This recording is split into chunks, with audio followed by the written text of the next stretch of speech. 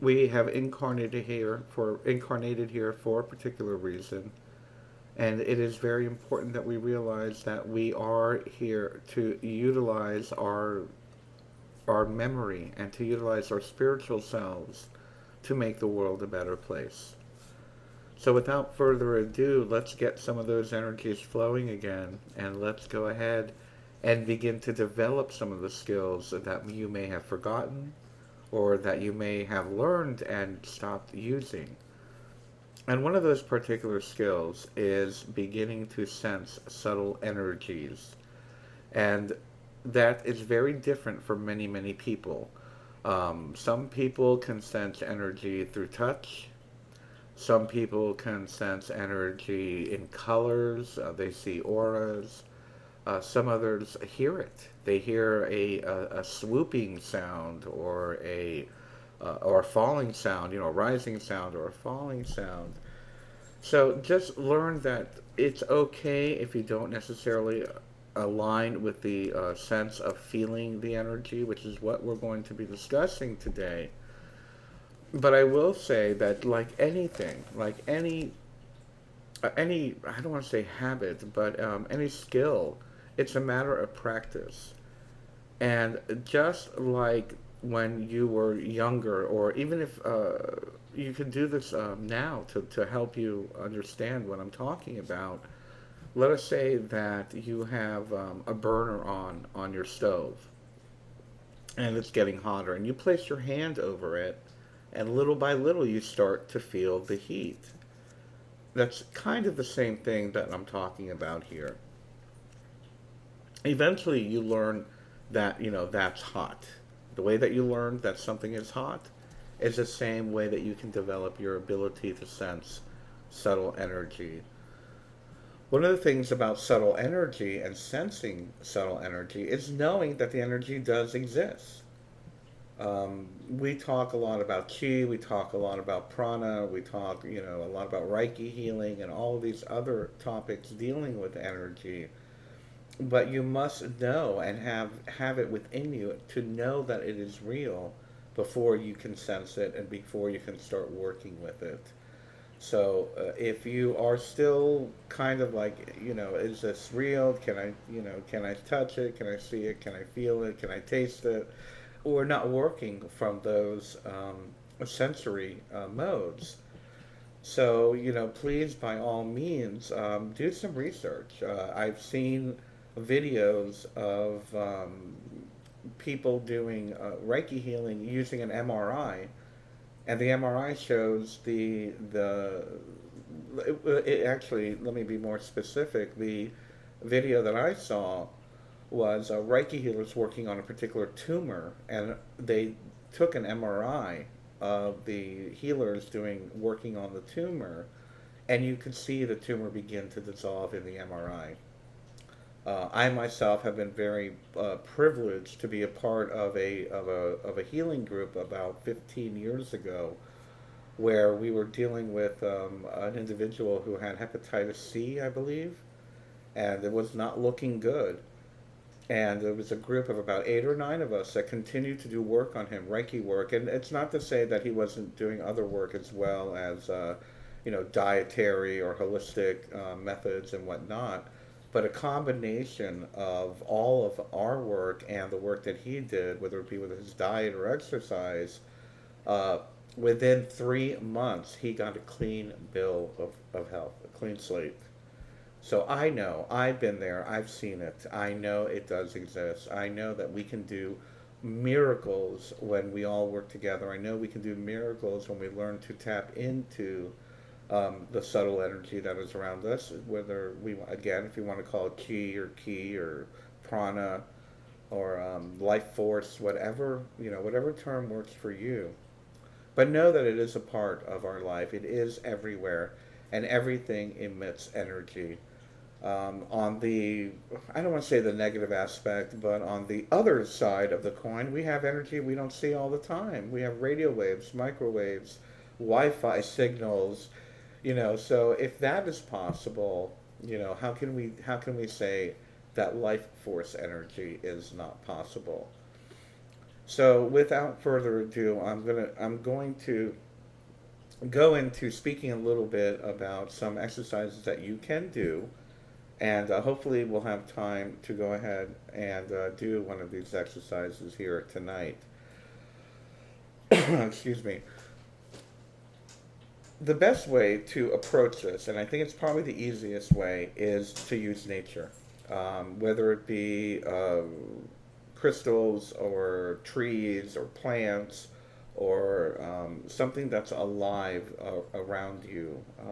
I feel that that's a really good way to know that things are alive and know that something has life force within it and a life force energy moving through it. And then your goal is to be able to learn how to sense it and how to feel it and how to know that it's real. Because we're only on class number 2 here, and we've covered, I'm sorry, class number 4, day 2. And we've covered so much already, and I know I'm sending a lot of information your way, but uh, I find that nature really is probably the easiest way to do it, to know that, that energy is alive, it's real, life force is really here and a part of our being. So, one of the things that someone had taught me a long time ago, and I thought this was really amazing, was to, and this is something you're going to do on your own, and I highly suggest you do it by all means. Try it out, see what you feel. Someone had once told me, they said, once you get an inanimate object, and an inanimate object could be something like, oh, I'm looking around my room, let's say a speaker. I'm looking at a computer speaker and picked something that was created by nature. Basically, something created by man versus something created by nature. And I chose a crystal. I had this beautiful big white quartz crystal. It's like a big chunk that was gifted to me years ago. And I put let's just say I put the speaker on one side and I put the quartz crystal on the other side. And they told me to put my hand over each object and just wait. Just wait. Keeping, oh, let's say about 2 inches away from the actual object, and just feel it and sense and feel what you felt and write down what you feel. This is where the whole idea of having a notebook, journal, book of shadows, consciousness notebook, whatever you want to call it, this is where that comes into play. Because when you're doing the work like this, let's say you do an experiment like this, you want to be able to write it down and write down the memory of what you sensed, what you felt, and that way you have something that you can look back and say, okay, well, you know what, that was a failure, that didn't work, or that did work. Wow, this is really real, or whatnot. But anyway, so what we did was, each of us had 2 objects, and we put our palms over it, and you could just, I personally could feel immediately what was the man-made, inanimate dead object versus the crystal, which was created by life force, which was created by by Mother Earth, and you could just sense the energy coming off of it. Again, some people can see colors, some people can see light. Every once in a while, I'll see little sparks come off something, and they're not like electrical sparks. They're like little golden, I don't know, little things of gold that's come off of it, that emit off of it, and that's the way that I see the energy sometimes. Sometimes I hear a snap, crackle, pop type thing. I heard it a couple days ago, and I felt my third eye just go pop. So we all feel and sense it very differently. Um, what I would like to say to you is to try the experiment that I just talked about. And the other thing that I have to say is, do the old-fashioned trick that it's become cliche, but and I was going to say it's become cliche of going up to a tree and hugging it. But look at it from this point of view that we're talking about here. Reapproach it, something new, something different. Walk up to it with your palms up in the air, and just little by little slowly walk into the base of the tree and see if you can sense the energy on your palms. See if you feel anything. This is another way of developing the subtle energy awareness. Just like you did when you were a kid and you put your hand over the stove. You felt that heat emitting from the stove energy. So, same exact paradigm or same exact structure of that is walking up to a tree. And, if you're in a park or something, don't worry about what other people think. That's, that I hope that by now we've gotten over what other people think. But, if you need to do it in your backyard, in the privacy of your backyard, by all means. But, if you're going to a park, walk slowly up to it. You're going to sense something. You really, really will. So now we're going to do a little exercise, and I hope that you're still connected to the earth, and I hope you can still feel the energy coming up from the bottom of your feet, allowing it to come into your belly. Let's go ahead and remind ourselves of this. Remember that one of the keys here of what we're doing here, as far as teaching and developing these classes in a fashion that one leads to the other, that leads to the other, is that we have memory. You'll notice during the meditations, I always say, remember everything, because I'm hoping that it will give you the ability to evoke that sense, evoke that sensation, evoke that place that you were, in your subconscious mind. We talked about it very much. We covered it a lot more in the first Tuesday. And remember that you just need to remember it. Remember that all you need to do is remember it. And you can feel that sensation. So let's kind of remember the energy coming up from the bottom of our feet. Let's kind of remember the energy coming in through the top of our crown. And what we're going to do now, and this is going to be something that I think you're really going to enjoy, is let's focus on the belly. Take a breath if you need to. Let's focus on that energy within our belly. Remember that light, that swirling light that we have coming up from the earth and coming down through our crown. And let's begin to see that swirling, getting brighter, getting stronger, emitting a brighter light, but staying the same size. About the size of a, I don't know, volleyball or whatever in your belly. And let's begin to direct the energy. Let's direct the energy up toward our right shoulder. So I want you to send a stream of that gorgeous energy coming up to your right shoulder.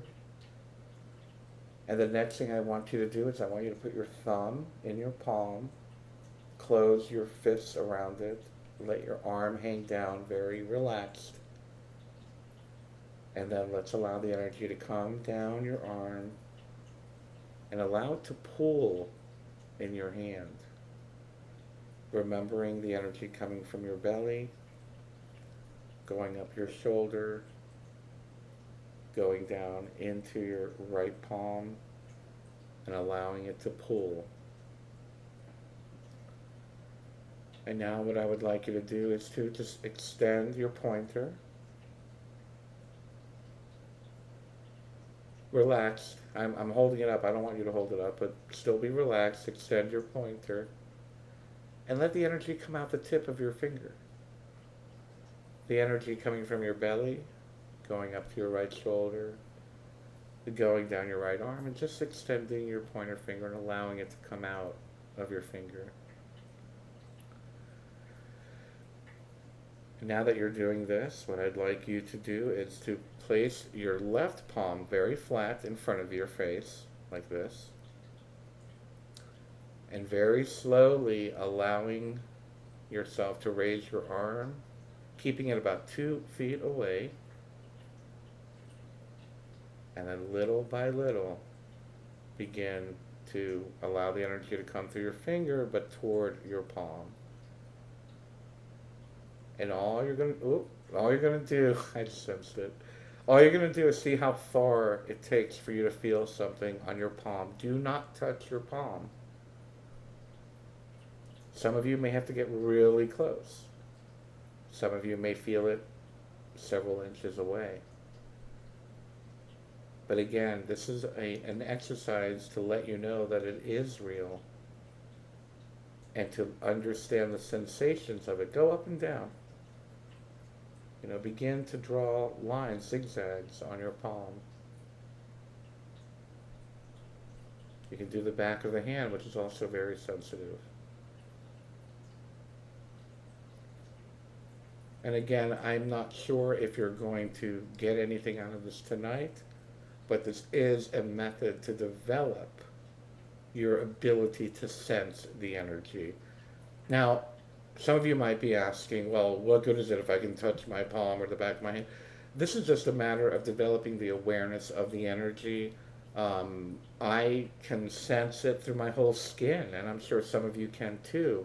I know that when we walk into a room sometimes, you get the heebie-jeebies, you get the chills or something like that. That's your skin and your body letting you know that the energy has shifted. You can walk into a place and, just sense a certain blissfulness or a certain, caution. And again, that's just your spirit talking to you and letting you know that the energy is there. What I'm doing with this tonight is hopefully giving you new ways to develop the ability to sense it through your skin, through your hands, and through your body. And again, there are other ways. It could be light, it could be sound, and there could just be a sense of knowing. So if you don't get it through the feeling, that's fine, but if you want to develop it, I feel this is a wonderful, wonderful method of practicing sensing the energy. So we have to wrap things up here tonight. However, I do want to remind you of not only the meditation, and you can always go back to the archive. We'll be posting these archives, of course. But remember the exercise, putting your roots into the earth, of sending your energy into the source and allowing the energy to come back down through you. Remember the idea of the exercise of walking up to a tree very slowly. And if it doesn't work, you want to ask yourself, did I do that whole grounding and connecting to source thing? Because the thing about subtle energy is you have to be an open channel. And if you just, went to the market or you just got home from work, you might not be able to pick up on it. So make sure you do the pre-exercise first. Allow yourself to be an open channel. Allow yourself to relax. Allow yourself to be grounded and connected to source, and then do the exercises. But again, a reminder, the whole walking up to the tree exercise is very important. I would suggest you would do that at least one time this week before our next class. And as well, remember and I feel this is very important, and if you haven't done so yet, please write the notes on the grounding your roots into the earth, drawing the energy through the crown, creating that golden sphere of light, moving it up your arm and down into your hand, and then releasing it, because we're going to build on that as well. Everything we've done tonight, we're going to build on. So I know this is only day 2, class 4, but we're going to keep building on these techniques, and you're going to be very surprised in about, even 3 weeks from now, you're going to be like, wow, we have done a lot of work. And my friend and I kind of joke, we call it energy aerobics. So think of it as an aerobics class. We're going to move the energy everywhere. But we're going to go into more in-depth stuff. And remember, one of the goals that I'm trying to come and bring across during these classes is to make you, or not make you, I can't make you anything, but to help you develop your ability to be a channel for your own higher self. That is my only goal.